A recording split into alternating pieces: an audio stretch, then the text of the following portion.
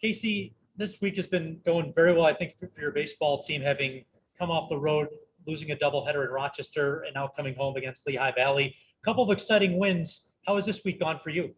We just, we got back to, playing the game that we've been playing, and, been close games. They've been good games, so, I mean, it was close the second night until we kind of had a big inning there, but, we've just been playing well the last three games, and kind of things have gone our way, and the guys have battled, and they're kind of grinding it out right now, so it's good.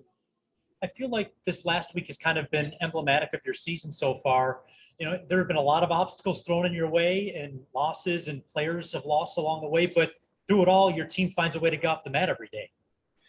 Yeah, they're just, they're really very, very resilient, and the clubhouse culture that these guys have built, and that they come and they like hanging out with each other, and it's a good atmosphere for them to come to, and they come to play every day. So it's sometimes can be difficult at AAA to get that kind of feeling and that kind of personality of a team going, but these guys come, and they come to compete, and they come to win games, and so it's been working out for us. It's been great.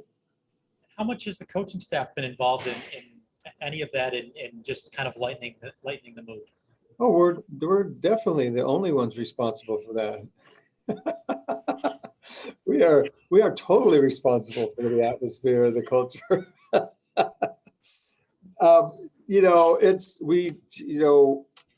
Kind of at the start, it's like, hey, our deal is, come out and play the game hard and play the game the right way.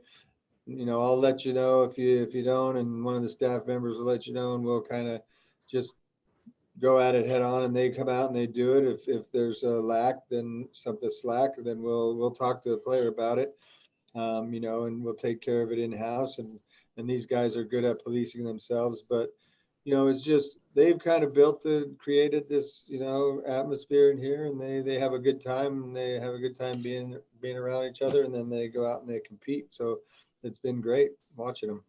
I know one of the things that we were looking forward to when you were announced as the manager was just your lightheartedness and some of the stuff that made you, remembered around the clubhouse in Buffalo in the late 90s. Is that something you can appreciate what the veterans are doing with this team, given your success at this level before and how much you've been leaned on as a leader?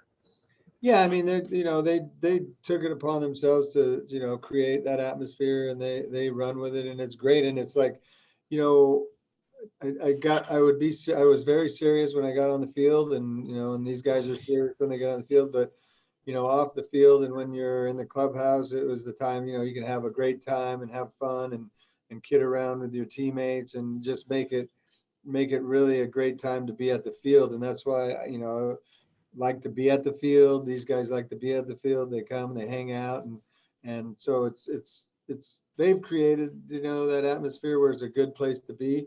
And I think that's important when you're trying to build a clubhouse culture and a chemistry, is having players feel okay with being themselves, and being able to kind of do some of the things they have fun with in regular life. So we kid around a lot, and there's a lot of stuff and a lot of stuff flying in here, and guys talking smack to one another, but they do it in good fun, and everybody has a good time with it. And then when it's time to play the game, they lock in and get after it. So can it be just something as simple as the Thundering Herd nickname and the T-shirts that have been distributed in the clubhouse, just making the best of the current situation? Yeah, the Trenfalo Funsons, So I mean, exactly, and I mean those are kind of things that sometimes you see in teams that go through some adversity, and things are thrown at them, that they kind of rise to the occasion, and it's a kind of a rallying point that they take. We have we wear different uniforms at home than we do on the road, and it's those kind of things that, like, hey, we're unique, and we're different, and things that kind of bring players together, and have them striving for one goal. So it's been good. Was there at all an uneasiness maybe among the players at the start of not knowing necessarily late in camp where they would be going for AAA, whether it was Buffalo or somewhere else, and just how they've kind of settled in Trenton? Yeah, I mean, we didn't really know if we were going to leave Florida, so that was kind of, I think once the news came that we were going to have a season and be able to play, I think that everybody got excited about that, and it was like, okay, well, we're going, yeah, but you're going to Trenton. It was like, I don't think anybody really cared. It was just, hey, we're going to have a season. We're going to play other AAA teams, and so that was what was exciting, and they've carried that on, and just whatever is thrown their way, they just kind of grind through it. So it's been a good deal just to be out playing games. And speaking of playing games, one of my biggest question marks coming into the season was how would maybe some of the players that were not at alternate training sites last year be able to acclimate to the game this season? Is that something that some of your players had to work through in those first couple of weeks of game action? Yeah. I mean, you think about like all the time that they had off, and it's like, I mean, players were even saying, "Man, I forgot how fast the game was." It's like, and you don't get that feeling until you get back into competition, and the game speeds up and everybody's going full speed, and you're like, and it means something. So, it's just a matter of it's a feeling that you get, and you get back into it, and it's like, if you've been away for it for quite a long time, it's like, oh man, that's right, this thing happens really fast, and these things go down really fast. So I need to step it up, and I think it takes a little while for them, some of the guys, to get back into it, but now they're at full speed, and everybody's feeling comfortable. And for your team on the pitching staff side of things, you've been pretty much at the top of the leaderboard, whether it's team ERA or strikeouts, from the start of the season to now. Is that maybe one area where your team was able to get a step on others earlier in the year?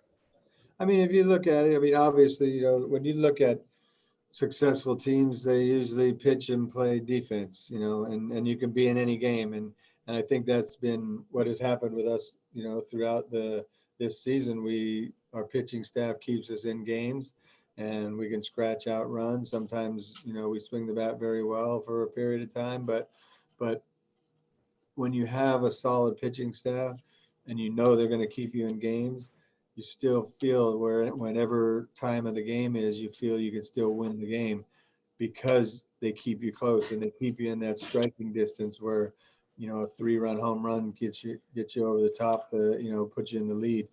So I think if I look back at our games, I don't know that we've blown many people out per se, but we haven't been blown out either. So I think, maybe a couple times we gave up quite a few runs, but I don't think there's been big discrepancies in losses, and that's just looking back and kind of trying to remember everything. And it's like, I am getting older, but maybe earlier in the year we did get blown out a little bit. But I think we just, when you have a pitching staff that can keep you in games, it's just so important that, and it keeps your just keeps you like feeling like, man, anything can happen. We can win this game. So. And I guess on Thursday night is a good example of that. Even when the bullpen gives up a couple of runs, Brave Valera gets on, Kevin Smith drives him in, and boom, you've got a walk-off victory. Right. So, and that's just kind of the feeling that that when you play in close games, you always feeling like, and you've won a few of them, you always feel like, okay, anything can happen. Shoot, there's like, and then you see, Breivik does a great job, gets on, and it's like, okay, here we go. And then, Kevin comes through. So, yeah, we've had a few games like that. And it just seems that these guys, they don't give up, and they keep grinding it out, and the pitchers keep us in games, and we play good defense. And, hopefully we can keep that up and keep having the success that we're having. And speaking of Kevin Smith, the one thing that struck me in his post-game interview on Thursday was someone asked him about why he is so good in the ninth inning. And it sounded like he just kind of treats it like any other at-bat, even though the pressure's on. What have you noticed from him, whether it be in the field with the plays he's made or at the plate, that has made him so comfortable at AAA? It's just that, feeling like the confidence that he's going to get the job done. Swinging the bat, he's been consistent all year and been, swinging it well. He went into a little funk like maybe last week a little bit. But I think that was just a situation of him trying too hard a little bit and then just kind of stepping back going, hey man, if I need to, be patient, get good pitches to hit, and things will be okay. So I think he got back to that, and he's just works at his game. He goes, he's always working at the hitting side and the defensive side.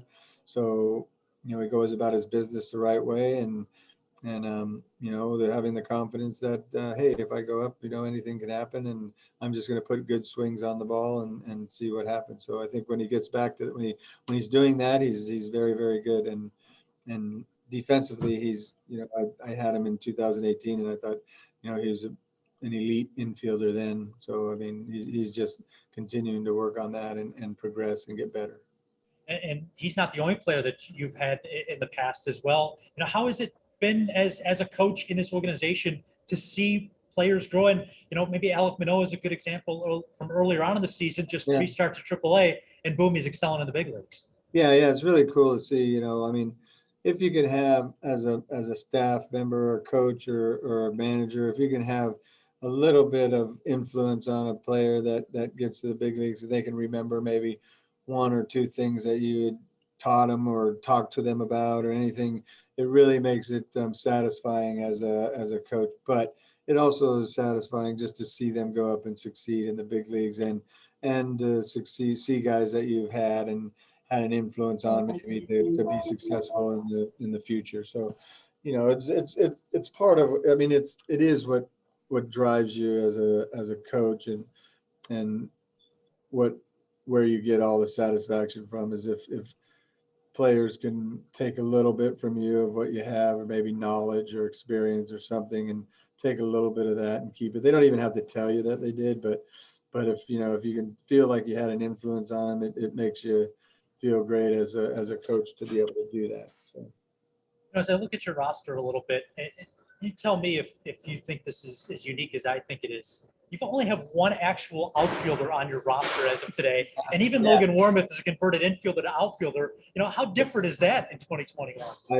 I've been mentioning it, I've been mentioning to Devo and Jeff Ware and Corey and all the guys here, like man, it's really interesting. Like, we have played like almost a whole year with like 1 outfielder, but he was converted infielder. I said, it's pretty funny. We just like we throw like 7 guys out there, and they're all ex-infielders.